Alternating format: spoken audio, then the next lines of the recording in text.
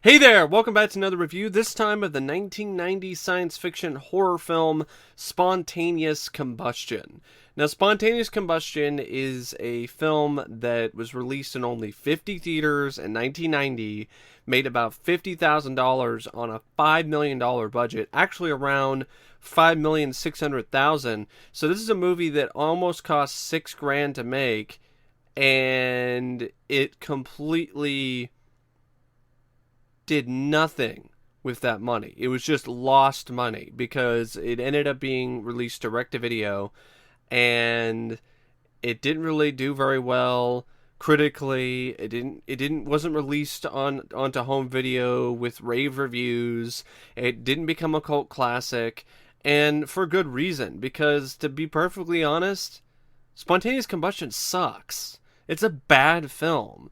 Now, have I seen worse films than Spontaneous Combustion? Absolutely. But there are not as well. There are a lot of films like this, but there's not very many Tobe Hooper films that are like Spontaneous Combustion that are so frustrating to watch because the film slowly deteriorates as the film goes on, and ultimately the movie burns out. It burns out by the end credits, and ironically, it spontaneously combusts. And this type of film is so aggravating to watch because there are elements that are great. There's some great elements in this. The overall idea, I think, is unique and wonderful. Brad Dourif delivers a absolutely fine performance, one of his best, I would have to say, in the lead role, and he hasn't been in very many lead roles either, so that's another thing that this film has going for it. But it's all for naught because of a disjointed script, a script that didn't know what kind of movie it wanted to be from the get-go, and it shows, and it's just a waste. It's a total waste. I'd rather this film have been just a total incompetent pile of absolute garbage versus what it is, which is a below average, disappointing misfire. Now, this is directed by Tobe Hooper, who also worked on the story and also worked on the screenplay along with Howard Goldberg. So I gotta blame Tobe for a lot of this film's ills. It's one of those things where I hate doing it, but I got to. This is a movie that it doesn't even know what it wants to be. Does it want to be a straightforward sci-fi horror film? Does it want to be a love story? Does it want to be a tale of tragedy? Does it want to be something where you have a lead character who slowly goes insane and then ultimately wants to destroy the world? What fucking movie do you want to make? Pick one and stick with it. Don't try to make 50 different movies all in one screenplay. If you do that, that's what you get. This is what you get. This is exactly what you get. A film that doesn't work. A film that completely immolates itself by the end credits. Now, yeah, I mean, I'm heated. I'm definitely heated in this video, and for good reason, because I get so heated and so upset at films like this that waste potential. That's what's so frustrating. I'm not really that frustrated over movies that are just bad all the way across the board. It was a dumb idea. It was stupid. There was nothing going for it. It's films like this that waste potential that just piss me off. And I feel like I was burned. I feel like I was burned by this movie. The movie ends, and I feel like it burned me. And I don't like that feeling. Nobody likes that feeling. So, it also features a cast that's comprised of Brad Dourif as Sam, aka Brad. He plays this character. I think it's Brad. Could be wrong, though. Might be somebody else. Sam is a name that was given to him, but he actually has a real name, which I believe is Brad Davis, but I could be off on that. But anyway, Brad Dourif plays the lead character, Sam. You have Cynthia Bain, who apparently was in Pumpkinhead, as Lisa. Jon Cypher plays Dr. Marsh, who is this evil doctor who we don't really know that much about, except that he's an evil doctor. William Prince plays Lou Orlander, who is a grandfather figure to him. And there's a twist that's revealed near the end that shows you that he was much more than just his grandfather. Or maybe the guy was bullshitting. Either way, he's in this as Lou Orlander. Melinda Dillon, who I remember from A Christmas Story. She plays Nina, and a really bad role for her, because not only is the performance not really that great, doesn't seem like her heart is really into the role, but she has this accent that is just, it's terrible. It's a terrible accent. It's an awful accent. I don't know what it was. German, Swedish, I don't even know what to call it, because it was that ineffective. You also have Dey Young, who plays a character named Rachel, who I believe is his ex-wife, Brad Dourif's ex-wife, his character Sam. Now, this is a film that, like I said earlier, has a great idea. I love the idea of using spontaneous human combustion as a power for somebody, much like something like Firestarter, which did that as well. Firestarter did that first, and even though Firestarter isn't a great film, I think it's a decent movie. What really hurts the film is the pacing and the whole subplot with George C. Scott's character and the miscasting of that role. I mean, George C. Scott is an Indian. What really? That's ridiculous. But anyway, that film is a lot better than this, though, because at least it's consistent. This is inconsistent. This is horribly, wildly inconsistent in terms of its story, in terms of the script. It's trying to be multiple different things, and it doesn't pick one, and the multiple different things it tries to do, it doesn't do them particularly that well. So overall, it just crumbles. It just turns into ash. But before I get into a little bit of a rant on the crippling flaws that this film has, I want to talk about some of the things that I did like about it. And one of them definitely is Brad Dourif's performance as Sam. I really felt he did a great job with his role. He really tried to elevate this film to some other higher plane, but despite his best efforts, it just wasn't going to be. It wasn't meant to be, and it just wasn't going to work because of everything else that was burning to cinders around him. And I definitely do wish that this was a much better movie. I wish this had a better script. I wish this was a more cohesive whole, because it just feels like it's wasting Brad Dourif, who's a very underrated, extremely talented actor who didn't really get that many chances to star in a film, and he gets that opportunity, and he plays a character who starts out as sympathetic, and then all of a sudden turns completely around and is some asshole who wants to burn the world, and then he's back to being sort of sympathetic near the end. It's just this schizophrenic writing that's so frustrating, and it's kind of like that for the first hour of the film. Like, there's bits and pieces where it's kind of uneven, but it's not so uneven to the point where I can't stand the movie. I didn't mind the film for the first hour or so, or hour and 20 something minutes. It's when it gets to the last 10 to 15 minutes is when the film absolutely explodes. It just blows up.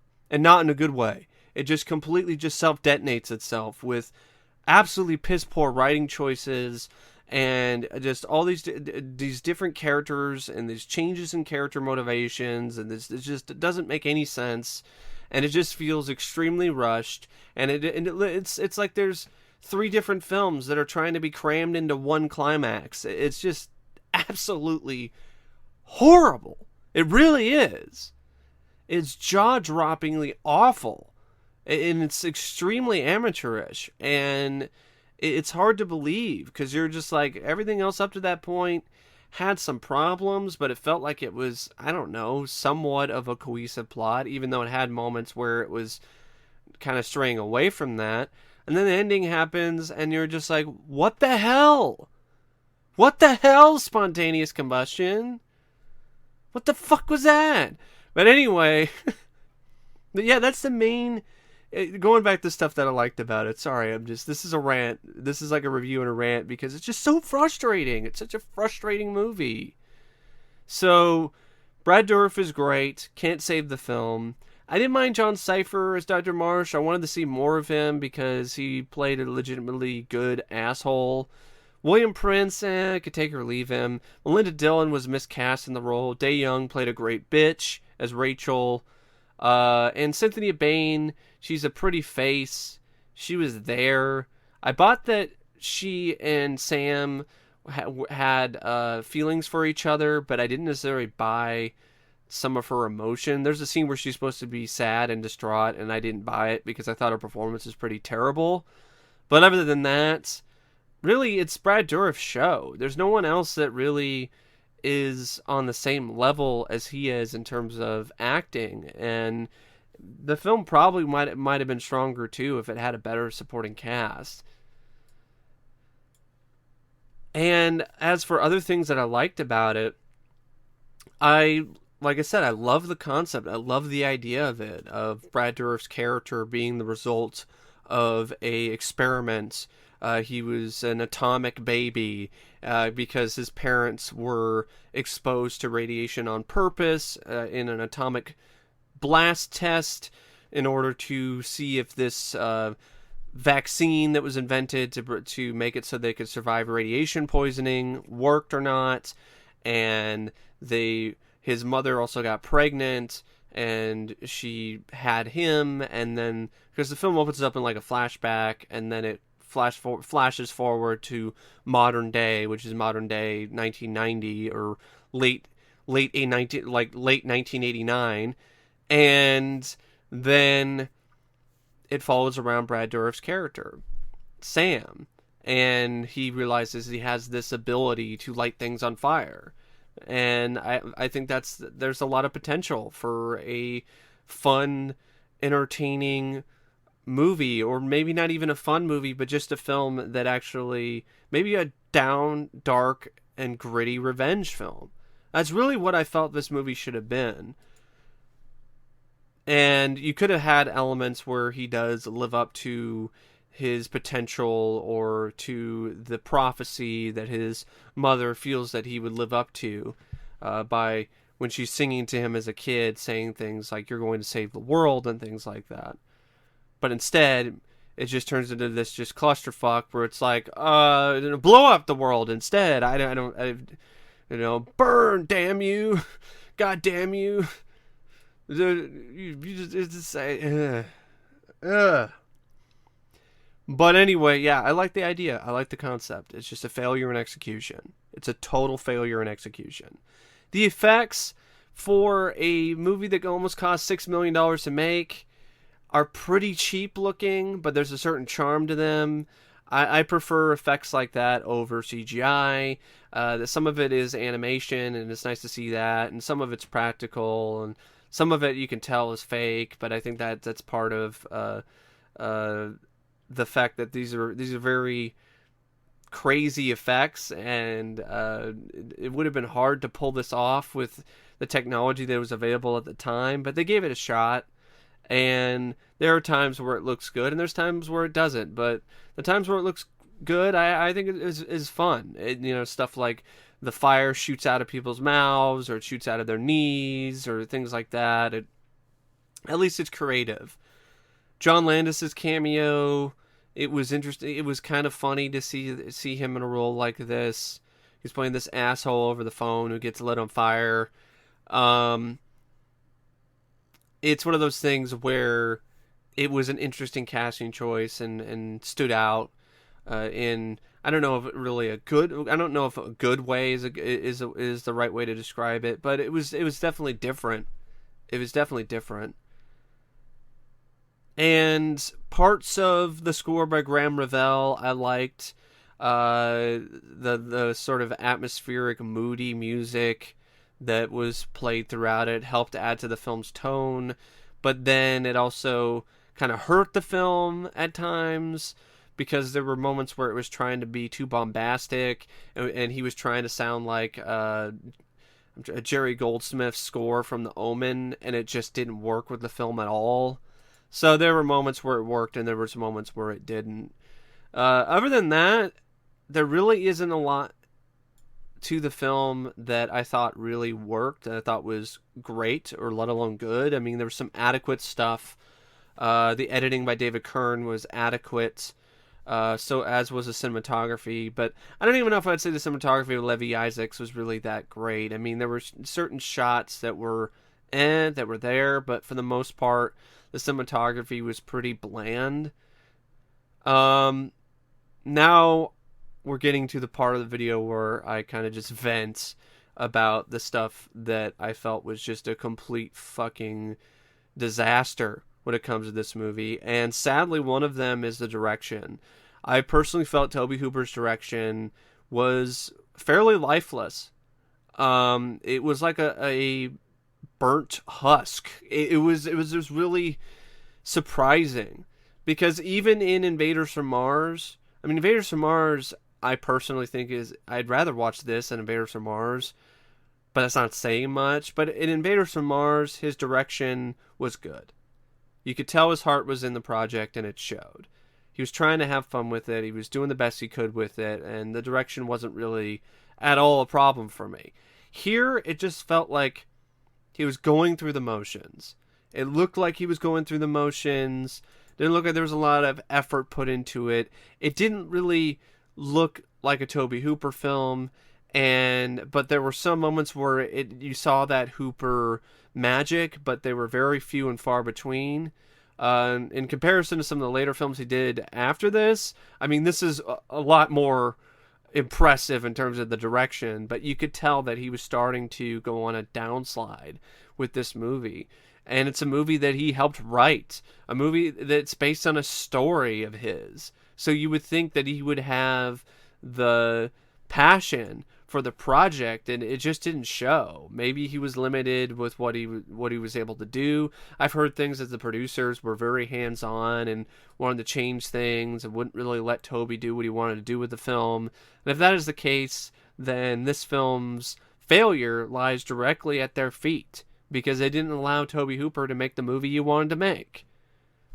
And if that's the case, that's just sad. And that just shows you that producers need to get the fuck out of the way and let the filmmaker make the movie that they want to make. Not the movie that the producers want to see. So, yeah, Tobe's direction was bland. I felt that the supporting cast, while they had their moments, wasn't as strong as it could have been, like I said earlier. But without a doubt, the film's glaring flaw, the most glaring flaw, is its screenplay. The script by Tobe Hooper and Howard Goldberg. It has some solid, effective moments in the beginning. I felt the whole flashback stuff in the 50s or the early 60s was actually handled really well. It grabbed me. It got me interested in the movie. The opening with Brad Dourif's character, when you get to know him a little bit more and what's going on, and as things unravel and things gradually start to be revealed about what his past is, and he starts shooting fire out of his finger, and things start to go a little bit awry, it actually does garner my interest. But there's just, even in the first hour or so, there's some moments where it just doesn't really work. Like stuff that makes you scratch your head, like when there is an investigator, like I think this is during the flashback scene, is checking out, I think it's his father's corpse. So he's checking out his father's corpse, and he breaks through the charred flesh, and he pulls out a tiny skull. And I'm just like, what the fuck is that? What is that? No, that does not happen when somebody gets the examples of spontaneous human combustion I've read about. Their skulls do not shrink like some witch doctor sprinkled some dust on it or something, or like the guy from Beetlejuice in the waiting room just sprinkled some dust on his head or into his head and shrunk his skull. Like that doesn't happen. Like that doesn't make any sense. They don't explain it either. It's just like it's just a small skull. He's got a tiny skull in his head for some reason. And it's stuff like that that just makes you go like, why? And then other stuff is like apparently there's these people who are dying and are getting burned alive and they're found dead, burnt to a crisp. Like, and it's people that Sam knows, but then it's this, they don't even kind of really explain it that well. It's like, okay, is he killing them by accident or is somebody else doing this? I have no fucking idea. And to be honest, it's a tease because this film could have used more action in certain scenes because there are scenes where the pacing gets a bit too slow because it's a bit too talky.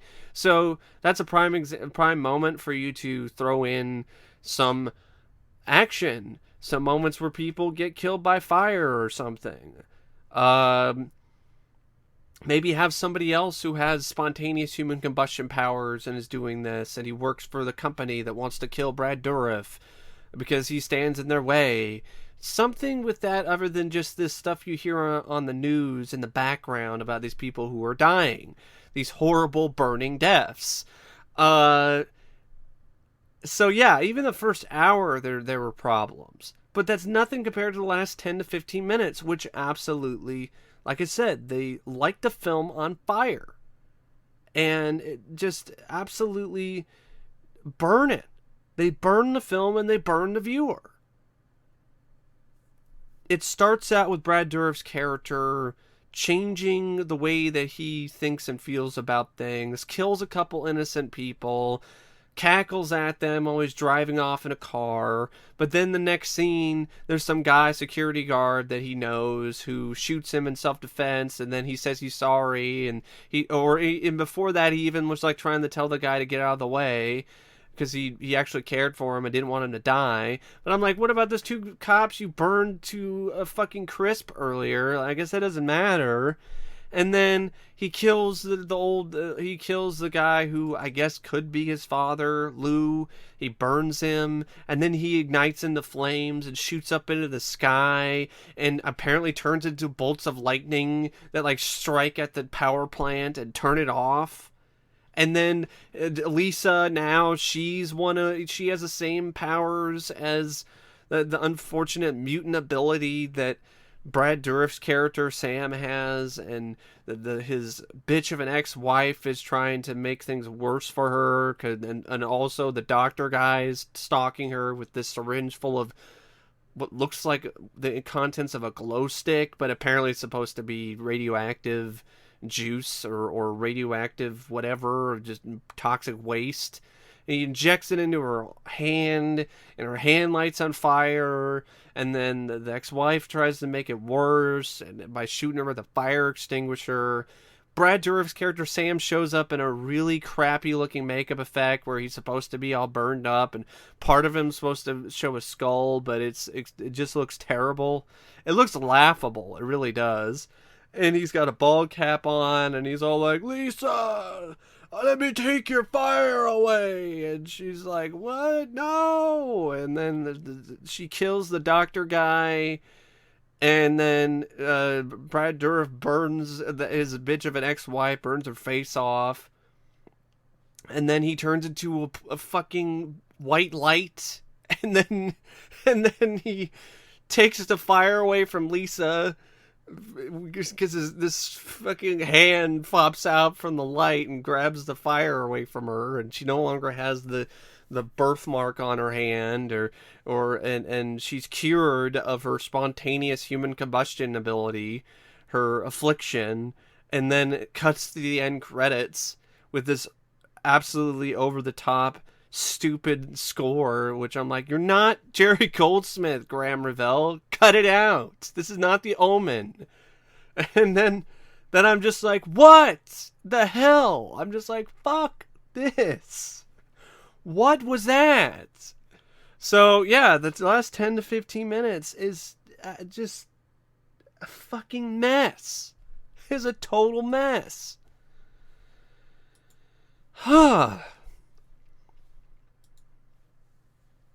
And I think I know why. It's not only just because of the script, but because of the fact that this screenplay itself was written in 3 weeks. This is what you get with that kind of effort. A screenplay that doesn't feel like it's finished because you wrote the script in 3 weeks. The film was also shot in 8 weeks, which is pretty short. So that means that maybe Tobe didn't have a lot of time to do retakes or any of that kind of stuff because it was only shot in 8 weeks. So there wasn't a lot of time put into this in the screenplay or in the direction, it sounds like. Now, this is how I would fix this movie, and it wouldn't be hard. It wouldn't be hard at all. It would just take it one rewrite of the script. Take out the stuff where the people that Brad Dourif's character Sam knows are getting burned on the news in the background. Unless you're going to do something with that. If you're going to try to make it he did it, that's not really necessary. It just sounds like it's just a hollow excuse to up the body count. I would make things more clear about who the villains are, who these people are. Stop giving me this, we're not revealing it to you until the movie's almost over bullshit. Give it to us at the beginning when maybe some corporation on the military is trying to use him and they try to get him to activate his abilities and forcefully do it, and that leads him to go on a revenge spree, just burning people. Burning the people who burned him. I would have the climax make a hell of a lot more sense. If you want it to be something where it's kind of a tragic love story, that's fine, but we don't need to have Lisa also be like Sam. Just have her be normal. She's normal, and that's it. We don't need her to also be like Sam. That's not necessary. That's unneeded. So have her just be normal. Have the climax where the crazy doctor's going after her, trying to kill her, and Sam shows up and saves her. And then before that, you could have Sam taking out some of his goons. The guy who tried to kill him earlier can still have that scene where he burns him. You can still have the stuff where he finds out what's going on and the origin behind his creation and things like that, and these abilities that he has, an explanation behind it all. Then you could have you could cut out the stuff. You could still have the stuff with Melinda Dillon, but cast somebody else who can actually deliver an accent, or don't even have an accent. Why did she have to have an accent in the first place? Just cast Melinda Dillon and just have her play herself. Just have no accent. Just sound like an American. That's fine.